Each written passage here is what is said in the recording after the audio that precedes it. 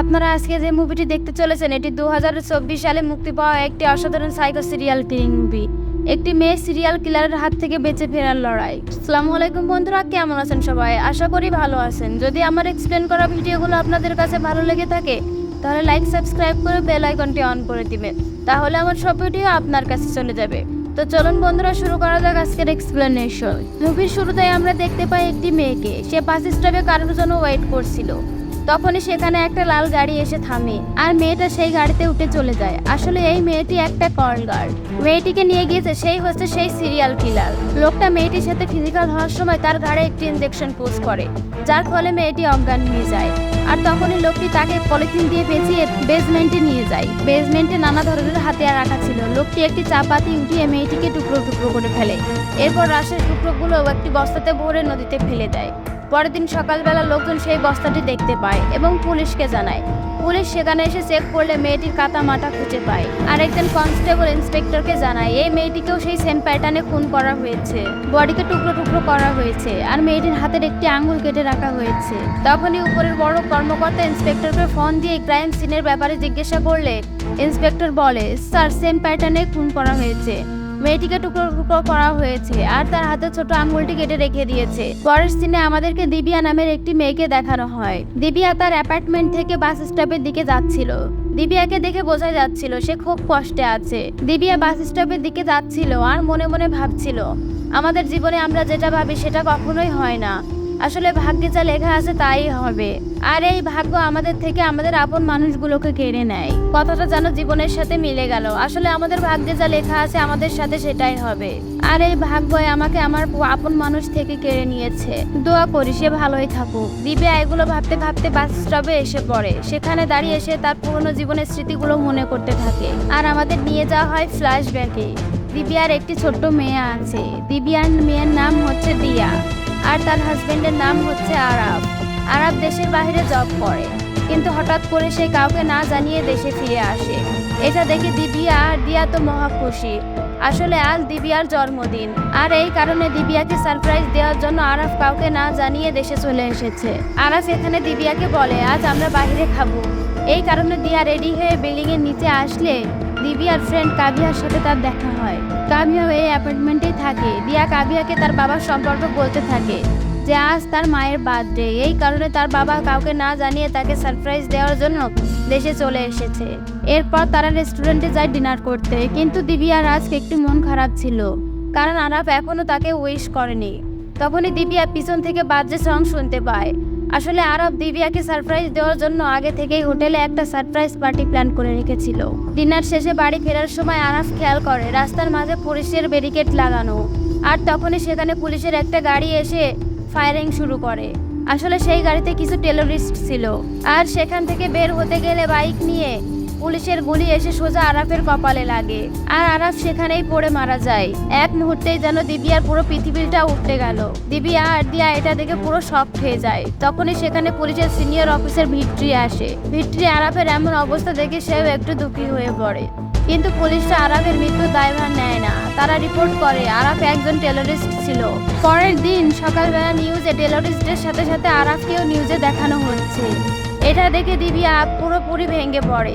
এমনিতেই তার হাজব্যান্ডকে পুলিশরা হত্যা করেছে, তারপরেও তাকে টেররিস্ট বলা হচ্ছে। এখানে দিবিয়ার কিছুই বলার থাকে না বা করার থাকে না। আসলে দিবিয়া আর আরাফ ভালোবেসে বিয়ে করেছিল। তারপর থেকেই তারা আলাদা হয়ে এই শহরে থাকে। কিন্তু একদিন বাড়ির মালিক এসে দিবিয়ার কাছে বাড়ি ভাড়া চায়, কারণ দিবিয়া 3 মাস ধরে বাড়ি ভাড়া দেয়নি। দিবিয়া বলে আমাকে একটু সময় দিন।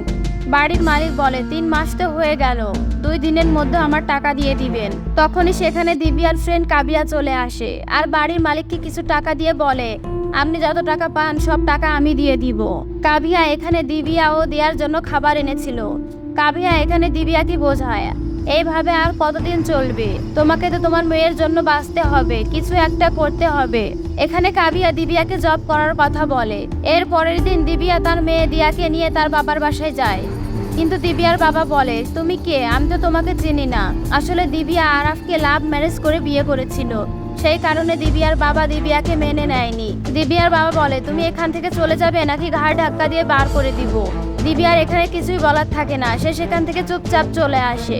এর কিছুদিন পর দিবিয়া কাবিয়ার সাথে দেখা করে। দিবিয়া কাবিয়াকে বলে আমাকে একটা জব দেখে দিবে। কাবিয়া দিবিয়াকে নিয়ে একটি সুপার মার্কেটে চলে যায়, আর দিবিয়ার সেখানে জব হয়ে যায়। এভাবেই দিবিয়ার দিন চলছিল। দিয়া প্রতিদিন স্কুল থেকে সুপার মার্কেটের সামনে এসে তার মায়ের সাথে দেখা করত। এর কিছুদিন পর দিয়া স্কুল শেষ করে সুপার মার্কেটের সামনে এসে বসেছিল, কিন্তু দিবিয়া বাইরে আসলে দেখে দিয়া সেখানে নেই। দিয়ার স্কুল ব্যাগ সেখানেই পড়ে আছে। এটা দেখে দিবিয়া অনেক টেনশনে পড়ে যায়। দিবিয়া দিয়াকে আশেপাশে খুঁজতে থাকে। তখন পেরিমাল নামের একটি লোকের কল আসে। কল দিয়ে দিবিয়াকে বলে তুমি আমার সাথে দেখা করো, আর তোমার মেয়ে আমার কাছেই আছে। দিবিয়া ভয়ে ভয়ে পেরুমালের ঠিকানায় চলে যায়।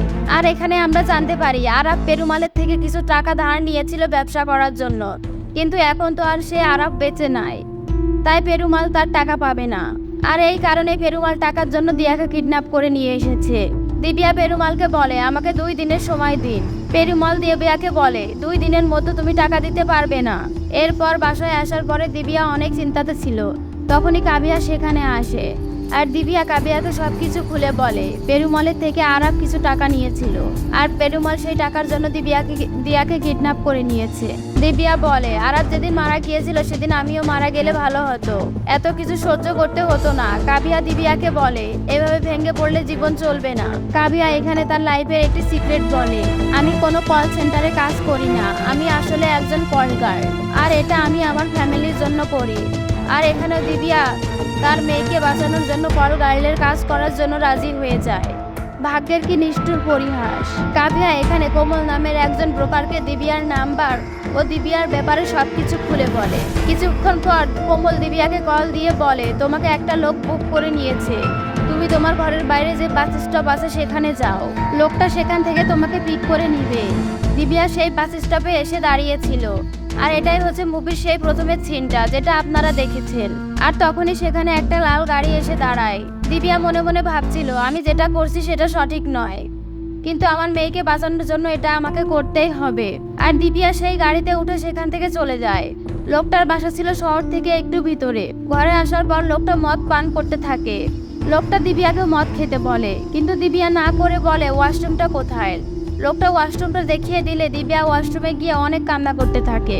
দিবিয়া আরাফের দেওয়া তার হাতে আংটিটি খুলে ফেলে, আর তখনই আংটিটি নিচে পড়ে যায়। দিবিয়া তখন আংটিটি তুলতে যায়, আর তখনই সেখান থেকে একটা কাটা আঙ্গুল দেখে সে অনেক ভয় পেয়ে যায়। আর এখানে আমরা জানতে পারি এই লোকটি হচ্ছে মুভির শুরুতে দেখানো সেই সিরিয়াল কিলার, আর এখন সে দিবিয়াকে হত্যা করবে। এই সব কিছু ভেবে দিবিয়া অনেক ভয় পেতে থাকে। দিবিয়া কমল ও কাবিয়াকে কল দিতে থাকে, কিন্তু কাউকে কলে পায় না। দিবিয়া অনেক ভয় পেয়ে যায়, সে কি করবে সে কিছুই বুঝে উঠতে পারছিল না। অন্যদিকে সেই সিরিয়াল কিলার ড্রাগস নিয়ে নাচানাচি শুরু করে দেয়, আর ইমাজিন করছিল একটা মেয়ে তার সাথে ডান্স করছে, আর সে সেই মেয়েটিকে যা যা করতে বলছে মেয়েটি তাই তাই করছে। অন্যদিকে দিবিয়া পুলিশকে কল দেয়, আর সেই কলটি ভাগ্যক্রমে ইন্সপেক্টর ভিক্টির কাছে যায়। আমরা এর আগেও দেখেছিলাম। দিবিয়া ভিক্টির কাছে সবকিছু খুলে বলে। দিবিয়া বলে আমি একটা লোকের বাসায় ওয়াশরুমের ভেতরে আছি, আর এখানে ওয়াশরুমের ভেতরে মানুষের একটা কাটা আঙ্গুল পড়ে আছে, আর এই লোকটা একটা কিলার, সে আমাকে মেরে ফেলবে। দিবিয়া তাকে বাঁচানোর জন্য ভিক্টির কাছে রিকোয়েস্ট করতে থাকে। দিবিয়ার কথা শুনে ভিক্টি বুঝে যায় এই লোকটা হচ্ছে সেই সিরিয়াল কিলার, যে কিনা মেয়েদের হত্যা করে তাদের হাতের ছোট আঙ্গুল কেটে রেখে দিচ্ছে। ভিক্টি দিবিয়ার লোকেশন ট্র্যাক করতে গেলে দিবিয়ার ফোনে নেটওয়ার্ক না থাকায় দিবিয়ার এক্সিট লোকেশন ট্র্যাক করতে পারে না। তখন ভিক্টি কয়েকজন পুলিশ অফিসারকে দিবিয়ার লাস্ট লোকেশন পাঠিয়ে দেয়, আর দিবিয়া ভিক্টিকে তার মেয়ে দিয়ার ব্যাপারে বলে যে সে একজন পেরুমল নামের লোকের কাছে বন্দি আছে, আর যদি আমার কিছু হয়ে যায় তাহলে আমার মেয়েকে আপনারা বাঁচিয়ে নিন। ভিক্টি এখানে দিবিয়াকে সাহস জুগিয়ে বলে তোমার মেয়ের আর তোমার কিছুই হবে না। তখনই সেই সিরিয়াল কিলার দরজার বাইরে এসে ধাক্কা দিতে থাকে। তখন দিবিয়া বলে আমি একটু ফ্রেশ হচ্ছি। অন্যদিকে এক লেডি কনস্টেবলকে ভিক্টি বলে দিবিয়া যে নাম্বার থেকে কল করেছে সেই সিমটি আরাফ নামের একজনের নামে রেজিস্টার করা হয়েছে, আর এই আরাফ হচ্ছে ওই আরাফ যে টেররিস্টদের মারার সময় মারা গিয়েছিল। তখন সিন ফ্ল্যাশব্যাকে যায়, আর আমরা দেখতে পাই র এজেন্টের টিম ভিক্টির অফিসে এসেছে, আর তারা এখানে জানতে পারে রেহমত নামের এক টেররিস্ট এই শহরের মধ্যেই আছে। আর ভিক্টির সিনিয়র অফিসার তাদের টিম সহকারে সেই রহমতকে ধরতে পাঠায়। আর যেই দিন ভিক্টি তার টিম নিয়ে রহমতকে মারতে গিয়েছিল সেই দিনই গোলাগুলির সময় আরাফ মারা গিয়েছিল। তখন সিন আবার বর্তমানে আসে। ভিক্টি এইগুলো চিন্তা করে বুঝতে পারে দিবিয়া হচ্ছে সেই মেয়েটি, যে মেয়েটি তাদের কারণে বিধবা হয়েছে। আর ভেট্রি মনে মনে ঠিক করে সে যেভাবে হোক না কেন দিবিয়াকে বাঁচাবে। ভেট্রি তখন দিবিয়ার ফোনের কল হিস্টোরি চেক করলে জানতে পারে লাস্ট কোমল ও কাভিয়ার সাথে কথা বলেছিল। ভেট্রি তখন তার টিম মেম্বার রেখাকে কল দিয়ে কোমলের ফোন নাম্বার দেয় আর বলে যেভাবে হোক না কেন আমাদের দিবিয়াকে বাঁচাতে হবে। রেখা এখানে কমলকে খুঁজতে লেগে পড়ে। অন্যদিকে ভেট্রি তার পুরো টিমকে বলে দিবিয়ার কল আসলে সবার আগে যেন তাকে জানানো হয়, আর আমাদের যেভাবে হোক না কেন দিবিয়াকে বাঁচাতে হবে। রেখা সেই ব্রোকার কোমলকে ধরে ফেলে আর কোমলকে জিজ্ঞাসাবাদ করলে বলে দিবিয়া এক লোকের সাথে গিয়েছে। রেখা সেই লোকের ঠিকানা জানতে চাইলে কোমল বলে আমি সে ব্যাপারে কিছু জানি না। তখন রেখা গাড়ি থেকে নেমে কোমলকে কষে একটা চড় মেরে বলে নাম পরিচয় ছাড়াই একটা মেয়েকে একটা লোকের সাথে পাঠিয়ে দিয়েছিস। এরপর রেখা কোমলের ফোনটি নিয়ে নেয় আর ভিট্রিকে কল দিয়ে সেই কিলারের ফোন নাম্বারটি দেয়। অন্যদিকে দিবিয়া ওয়াশরুমে কান লাগিয়ে শুনছিল যে কিলার কি করছে। অন্যদিকে কিলারও বাথরুমের দরজায় কান লাগিয়ে শুনছিল দিবিয়া ভিতরে কি করছে।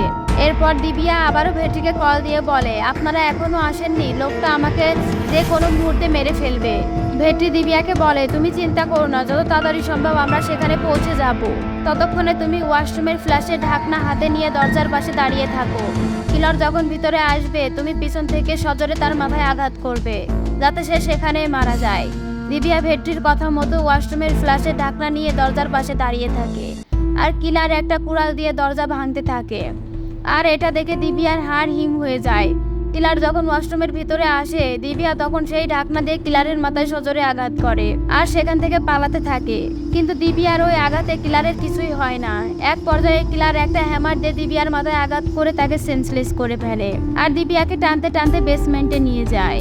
আর সে শান্তভাবে সিগারেট খেতে থাকে। আর তখনই তার সিগারেট শেষ হয়ে যায় আর সে সিগারেট আনতে যাওয়ার জন্য বাড়ির বাইরে বের হয়। আর যখন সে বাড়ির বাইরে বাহির হয় তখনই তার ফোনে সিগন্যাল চলে আসে। আর তার সিগন্যাল চলে আসায় সাইলেন্স টিম তার কিলারকে ট্র্যাক করতে পারছিল। আর ভেট্রি কিলারের পিছু করছিল সে কোথায় যাচ্ছে। ভেট্রি কিলারের লোকেশনে পৌঁছালে পুলিশকে দেখে কিলারটি পালাতে থাকে আর ভেট্রিও তার পিছু নেয়। এক পর্যায়ে কিলার আর ভেট্রির মধ্যে হাতাহাতি হলে ভেট্রির পেটের ভেতরে একটি রড ঢুকিয়ে দেয় কিলার। আর ভেট্রি কোনো মতে তার গান দিয়ে কিলারকে শুট করে দেয়। আর কিছুক্ষণ পর ভেট্রির টিম সেখানে পৌঁছে যায়। কিলার আর ভেট্রি দুজনকে হসপিটালে আনা হয়। ভেট্রি এখানে রেখাকে দিবিয়ার মেয়ে দেওয়ার কথা বলে। পেরুমাল নামের একটি লোক তাকে কিডন্যাপ করে রেখে দিয়েছে। অন্যদিকে সেই সিরিয়াল কিলার বেঁচে গিয়েছিল। তখন সিনিয়র ডক্টর একজন লেডি ডক্টরকে বলে কিলারকে সার্ভেলেন্সারে রাখতে। সেই লেডি ডক্টর যখন সিরিয়াল কিলারকে দেখে সে অনেক ভয় পেয়ে যায় আর বাহিরে এসে ডক্টরকে বলে এই লোকটাকে আমাদের এখানে রাখা উচিত হবে না। তখন ভেট্রি সেই লেডি ডক্টরকে বলে আপনি কি এই কিলারকে চেনেন? তখন সেই লেডি ডক্টর ওই কিলারের পুরো কাহিনী বলতে থাকে আর সিন চলে যায় ফ্ল্যাশব্যাকে। আসলে এই কিলারের নাম হচ্ছে দিলীপ। সে কিছু বছর আগে এমবিবিএস এর স্টুডেন্ট ছিল। আর সেই লেডি ডক্টর আর দিলীপ একই বেসমেট ছিল, কিন্তু দিলীপ ছিল একটু অন্য প্রকৃতির। সে সব সময় একা একা থাকতো। সে তত কারোর সাথে কথা বলতো না। কিন্তু দিলীপ সোয়াতি নামের একটি মেয়েকে খুব ভালোবাসতো। কিন্তু সোয়াতি তার ছোটবেলার বন্ধু সন্দীপের সাথে রিলেশনশিপে ছিল আর এটাই দিলীপের ভালো লাগতো না। দিলীপ একদিন সন্দীপ আর সোয়াতিকে ক্লোজ হতে দেখে নেয় আর এটা দেখে দিলীপ ওটাও সহ্য করতে পারে না। এই কারণেই দিলীপ একদিন সন্দীপকে অনেক মারে।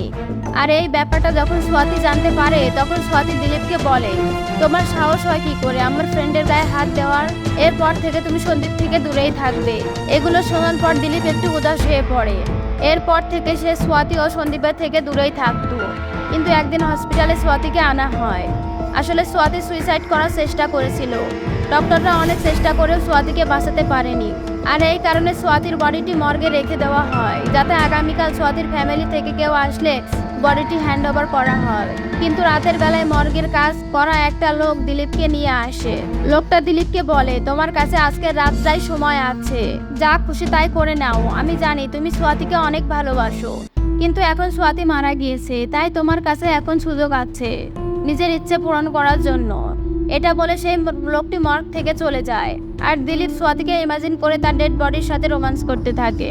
তখন সেই লেডি ডক্টর মর্গের পাড়ি দিয়ে যাচ্ছিল। মর্গের ভিতরে শব্দ শুনে সে যখন মর্গের আরো পাশে যায়, মর্গের জানালা দিয়ে সেই লেডি ডক্টর সোয়াতির বডির সাথে দিলীপকে রোমান্স করতে দেখে নেয়।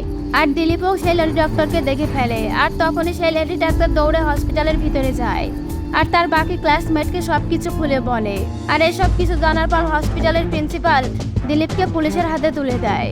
পুলিশরা দিলীপকে রিহ্যাব সেন্টারে পাঠিয়ে দেয়। তখন সিনেমার বর্তমানে চলে আসে। অন্যদিকে সার্ভিলেন্স টিম দিলীপের এক্সিট লোকেশন খুঁজে পায় আর কল দিয়ে ভেট্রিকে জানিয়ে দেয়। অন্যদিকে রেখা পরুমল নামের সেই লোকটির কাছে যায় আর দেওয়ার ব্যাপারে জিজ্ঞাসা করলে পেরুমাল বলে, আপনার টাকাটা আপনার কাছে পৌঁছে যাবে সময় মতো, আর আপনি আমার কাজে নাক গলাবেন না। তখন রেখা সোহাগের সাথে তার বন্দুকটি বের করে এবং পেরুমলের পায়ে শুট করে দেয়। রেখা পরুমলের থেকে দিবিয়ার মেয়ে দিয়াকে বাঁচিয়ে নেয়।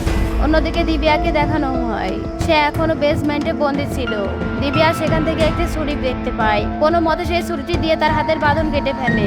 অন্যদিকে হসপিটালে কিলার দিলীপের জ্ঞান ফিরে যায় আর দিলীপ সেই লেডি ডক্টরকে হত্যা করে সেখান থেকে পালিয়ে যায়। আর দিবিয়া সেই বেসমেন্ট থেকে বেরিয়ে রাস্তায় দৌড়াদৌড়ি করতে থাকে একটু সাহায্যের জন্য। দিবিয়া রাস্তায় একটি মেডিকেল শপ খোলা দেখতে পায়, সেখানে যায় সাহায্যের জন্য। সেই মেডিসিন শপটা একটি বৃদ্ধ দম্পতির ছিল। দিবিয়া তাদেরকে সবকিছু খুলে বললে তারা দিবিয়াকে মেডিসিন শপের পিছনে তাদের ঘরে নিয়ে যায়। দিবিয়া ভেট্রিকে কল দিয়ে তার লোকেশন জানিয়ে দেয়। কিছুক্ষণ পর সেই কিলার মেডিসিন শপে আসে মেডিসিন নিতে। তখনই ভিট্রির কাছে সেই বৃদ্ধ মহিলাটি কল দেয়, দিয়ে তাদের লোকেশন সম্পর্কে জানতে চায়। আর ভিট্রির আর সেই বৃদ্ধ মহিলার কথা শুনে দিলীপ বুঝে যায় দিবিয়া এখানেই আছে। দিলীপ তখন সেই বৃদ্ধ দম্পতিকে আহত করে দিবিয়াকে মারতে গেলে দিবিয়া কোনো রকমে তার নিজের প্রাণ বাঁচিয়ে পালিয়ে যায়। এর কিছুক্ষণ পরে ভিট্রি সেই মেডিকেল শপে এসে পৌঁছায়। ভিট্রি এসে দেখে সেই বৃদ্ধ দম্পতি সেখানে আহত হয়ে পড়ে আছে, কিন্তু দিলীপ আর দিবিয়া সেখানে নেয়। ভিট্রি তখন সেই মেডিসিন শপের আশেপাশে খুঁজতে থাকে। একটু সামনে গেলে একটা কবরস্থানের মধ্যে দিলীপ ও দিবিয়াকে দেখতে পায়। আর ভিট্রি সেখানে দিলীপকে আটকাতে গেলে তাদের মধ্যে মারামারি লাগে। আর সেই সুযোগে দিবিয়া একটা বেলচা দিয়ে দিলীপের মাথায় আঘাত করে। দিবিয়া দিলীপকে বারবার মারতেই থাকে আর দিলীপ সেখানে মারা যায়। আর একটু পরে রেখা দিবিয়াকে নিয়ে সেখানে পৌঁছে যায়। দিবিয়া তার মেয়েকে খুঁজে পেয়ে জড়িয়ে ধরে অনেক কান্না করতে থাকে। মুভির লাস্ট সিনে আমরা দেখতে পাই ভেট্রি দিবিয়াকে পুলিশের জব পাইয়ে দিয়েছে আর তার ট্রেনিং চলছিল। আর এই হ্যাপি এন্ডিং এর মাঝে এই মুভিটি এখানে শেষ হয়ে যায়। তো বন্ধুরা, কেমন লাগলো আজকের ভিডিওটি কমেন্টের মাধ্যমে জানাবেন। পরবর্তীতে কোন মুভিটি দেখতে চান সেটিও কমেন্টের মাধ্যমে জানাবেন। তো দেখা হচ্ছে পরের কোনো নতুন ইউনিক ভিডিওর সাথে। ততক্ষণ সবাই সাথে থাকবেন এবং ভালো থাকবেন। আল্লাহ হাফেজ।